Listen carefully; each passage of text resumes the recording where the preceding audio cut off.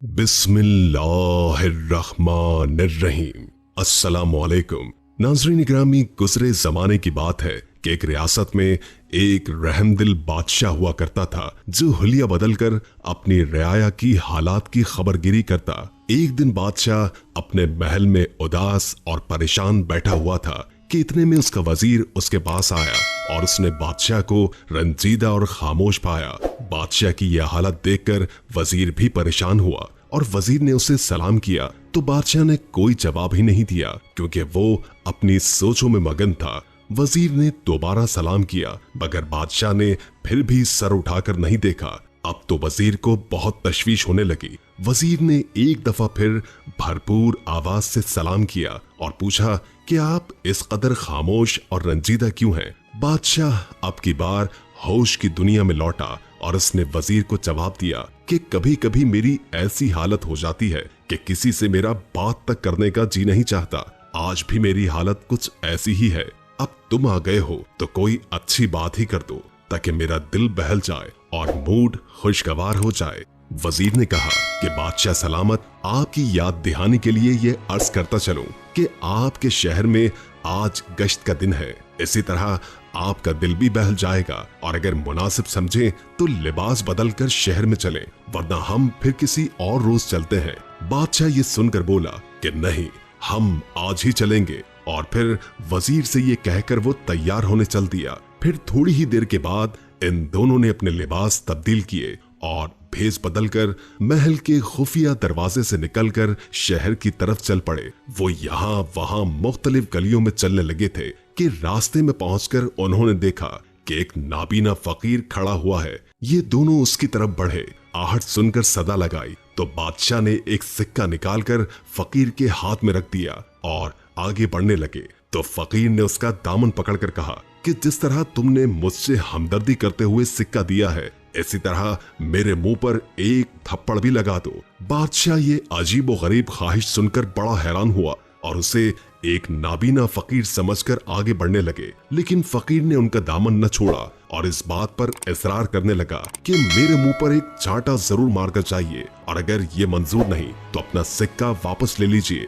मुझे इसकी जरूरत नहीं है। ना चाहते हुए भी बादशाह ने उसके मुंह पर हल्के से चांटा रसीद कर दिया और फिर वो लोग आगे बढ़ गए। कुछ ही दूर जाने के बाद बादशाह के दिल में ख्याल आया कि नाबीना फकीर ने जो ये हरकत की है तो जरूर इसके पीछे कोई राज दफन है, वरना कौन इस तरह सिक्के के लिए अपने मुंह पर थप्पड़ लगवाता है। उसे जुस्तजू हुई कि वो जरूर ये राज पता करेगा। चुनाचे बादशाह ने अपने वजीर से कहा कि वो उस फकीर को जाकर बता दे कि उसको ये सोने का सिक्का बादशाह ने दिया है और उसका हुक्म है कि वो कल दोपहर को उसके दरबार में हाजिर हो। वजीर ने बादशाह के हुक्म की तामील की। फिर खैर ये दोनों आगे बढ़ गए और इसी तरह शहर की मुख्तलिफ गलियों और बाजारों में घूम फिर कर लोगों के हालात और मसाइल मालूम करने लगे। उन्होंने शहरियों से हुकूमती कारिंदों के हवाले से बातचीत भी की। फिर बादशाह और उसका वजीर काफी देर शहर में गुजारने के बाद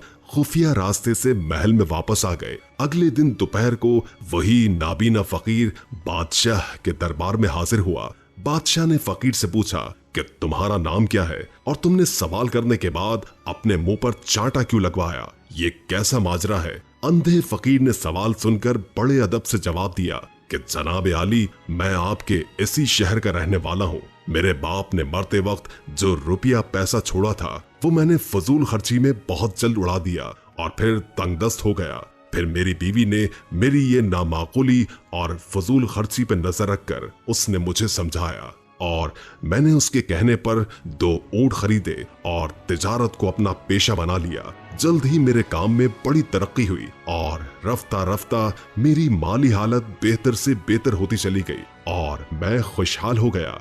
अब मेरे पास 80 ऊंट थे और मेरा काम बहुत अच्छा चल रहा था। एक दिन सौदागर का माल लेकर मैं बंदरगाह पर पहुंचाकर वापस शहर आ रहा था कि रास्ते में एक जगह पर कुछ देर आराम करने के लिए बैठ गया। ऊंटों को भी मैंने उनके चरने के लिए छोड़ दिया। कुछ ही देर गुजरी थी कि एक दरवेश मेरे पास आया और बैठ गया। सलाम दुआ के बाद हम आपस में बातें करने लगे, एक दूसरे से वाकफियत हुई। फिर हमने साथ ही खाना खाया। उसी दौरान दरवेश ने मुझसे कहा कि इस जगह के करीब जो पहाड़ी है उसमें इतना बड़ा खजाना छुपा हुआ है कि अगर तुम इसे अपने सारे ऊंटों पर भी लाद दो तो भी वो कम नहीं होगा। ये सुनकर मैं लालच के घेरे में आ गया और मैंने कहा कि ये खजाना मुझे भी दिखाइए। दरवेश ने कहा कि मैं इस शर्त पर तुम्हें ये खजाना दिखा सकता हूँ कि जब तुम अपने आधे ऊंट मुझे दे दो। मैंने दिल में सोचा कि अपने इन 80 ऊंटों में से 40 ऊंट इस दरवेश को दे दूंगा तो भी 40 ऊंट मेरे पास बचेंगे। खजाने से भरे ये 40 ऊंट भी मेरी कई पुश्तों के लिए काफी होंगे। इतना बड़ा खजाना 40 ऊंटों के बदले में मिल रहा है तो ये सौदा कुछ बुरा भी नहीं है। चुनांचे ये सोचकर मैंने दरवेश से कहा कि मुझे तुम्हारी ये शर्त मंजूर है। उस पर दरवेश ने मुझसे कहा कि मैं ऊंट लेकर इसके पीछे पीछे चलूं। अभी हम थोड़ी ही दूर गए होंगे कि एक पहाड़ी दर्रा नजर आया। ये दर्रा चूंकि बहुत ही तंग था इसलिए ऊंटों को एक कतार में करके मैं दरवेश के पीछे इसमें दाखिल हो गया। कुछ दूर चलने के बाद दरवेश रुक गया और कहने लगा कि हम खजाने तक पहुंच गए हैं, ऊंटों को यहाँ बिठा दो। मैंने उसके कहने पर ऊंटों को उधर ही बिठा दिया। फिर वो मुझे अपने साथ लेकर आगे चला। चंद कदम चलकर उसने लकड़ियां जमा करके आग जलाई और आग पर कोई खुशबूदार सफूफ छिड़क कर कुछ पड़ने लगा जिसे मैं समझ न सका। कुछ ही लम्हों के बाद अचानक जमीन लरसने लगी और एक जगह से फट गई। जिस जगह ये जमीन फटी वहां पर एक आलीशान दरवाजा नजर आया। दरवेश ने मुझे इशारा किया कि आओ और फिर हम दोनों उसी दरवाजे में दाखिल हो गए। जब मैं दरवाजे के अंदर गया तो मेरी आंखें हैरत से फटी की फटी रह गईं। हर तरफ हीरे जवाहरात के अंबार लगे हुए थे। मैं उसको देखते ही लालचियों की तरह चिमटा और ये जरो जवाहरात अपने ऊंट पर लादना शुरू कर दिया। जब सारे ऊंट भर गए और हम वापस जाने लगे तो दरवेश ने चांदी की एक डिबिया एक संदूक से निकाली और अपनी जेब में रख ली। इसके बाद उसने फिर कुछ पढ़ना शुरू किया जिसको मैं समझ न सका। अभी हम दरवाजे से निकले ही थे कि जमीन फिर हिली और खजाने का दरवाजा खुद ब खुद बंद हो गया। हम फिर उसी दर्रे में पहुंच गए जहां से गुजर कर आए थे। दर्रे से निकलकर दरवेश अपने 40 ऊंट लेकर एक तरफ को चला और मैं अपने बाकी 40 ऊंट लेकर बगदाद की तरफ रवाना हो गया। बादशाह सलामत मैं चंद कदम आगे ही गया होऊंगा कि लालच ने मुझे घेर लिया और मेरे दिल में ख्याल आया कि बिला वजह मैंने 40 ऊंट उसे दे दिए। वो तो दरवेश है, उसे दौलत की क्या जरूरत है। लिहाजा मैं वापस आ गया और उससे बात करके 20 ऊंट वापस ले लिए। अब मेरे पास 60 ऊंट हो गए थे। मैं आगे चला तो लालच ने फिर मेरे दिल में दस्तक दी। लिहाजा मैं फिर वापस आ गया और दरवेश को डरा धमकाकर 10 ऊंट और वापस ले लिए। फिर इसी तरह मैंने अपने सारे ऊंट उससे वापस ले लिए। अब दरवेश खाली हाथ चल पड़ा तो मेरे दिल में ख्याल आया कि उसकी जेब में चांदी की एक टिबिया थी, जरूर उसमें कोई खजाना छुपा हुआ है। मैं फिर उसके पास गया और उससे डरा धमकाकर वो चांदी की डिबिया लेने की कोशिश की।